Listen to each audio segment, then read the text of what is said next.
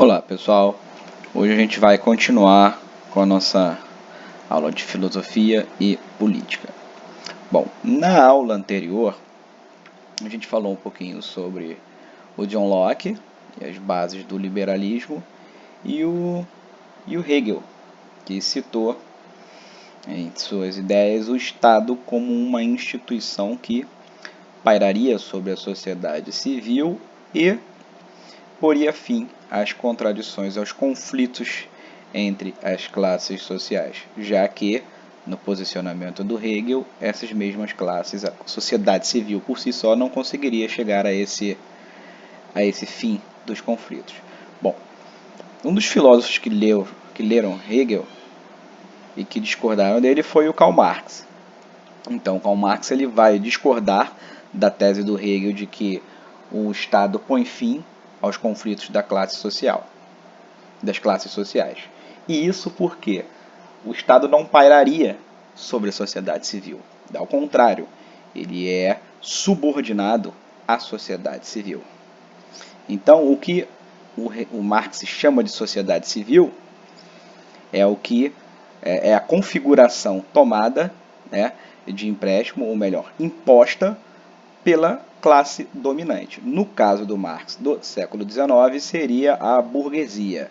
Para o Marx, a burguesia impõe o seu modelo ideal e ideológico de sociedade, tomando ele como o melhor.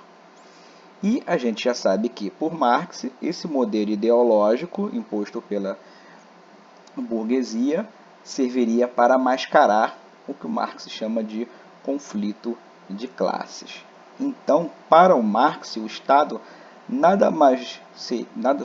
seria mais do que uma forma institucional, juridicamente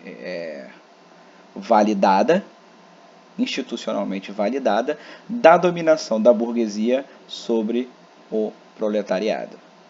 Então, a partir do momento em que a burguesia assume o poder e controla o Estado, ela passa a fazer com que esse Estado funcione como um instrumento de coerção para a manutenção dos seus interesses sociais. Então, daí que as leis reflitam muito mais um espírito burguês, de acordo com Marx, do que uma real necessidade de impor a igualdade dos cidadãos. Então, para o Karl Marx, a única forma de pôr fim a essa dominação institucionalizada seria a revolução do proletário. Então, Marx afirma que os interesses de classe do proletário seriam, na verdade, interesses universais, porque como o proletário, nessa época do século XIX, seria privado materialmente de quase tudo, uma revolução que consagre os interesses da classe proletária seria universal, posto que teria como objetivo por fim às desigualdades sociais e promover o que para esse pensador seria uma real igualdade, não só do ponto de vista jurídico, mas também do ponto de vista material, do ponto de vista econômico. Outro pensador muito importante e criador da corrente chamada utilitarismo é o Jeremy Bentham. O Jeremy Bentham, pessoal, um pensador inglês, ele criou o utilitarismo, e o utilitarismo pode ser resumido como uma busca pela felicidade, alcançando o aumento do prazer e a diminuição da dor. Então, é importante a gente pensar que esse aumento do prazer e a diminuição da dor não está ligado a questões individuais, mas a questões sociais. Então, dentro da lógica utilitarista, uma boa política, por exemplo, uma boa lei, enfim, um bom desempenho do Estado, seria um desempenho que agradasse a maioria da população, que fizesse com que a maioria da população, ou o que ele vai chamar de interesse social, fosse beneficiado. Então, daí, muitas vezes, a necessidade de se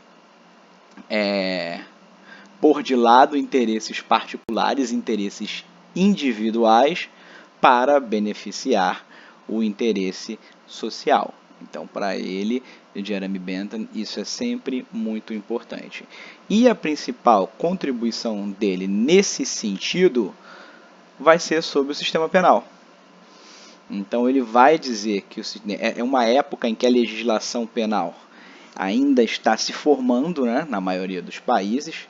Lembrando, estamos passando por uma revolução industrial, então a sociedade está mudando, e mudando bastante. E havia uma tendência herdada do período anterior da história a promover punições extremamente violentas contra os criminosos. E é perceptível que nessa sociedade, a sociedade capitalista inglesa especificamente, fez com que surgisse também um número cada vez maior de criminosos. Então a prisão enquanto fenômeno social surge nesse momento. E essa prisão vai ser utilizada para prender pessoas que promovam qualquer tipo de desagregação da sociedade, assassinato, morte, roubo, enfim, qualquer tipo de agressão aos chamados direitos naturais do homem.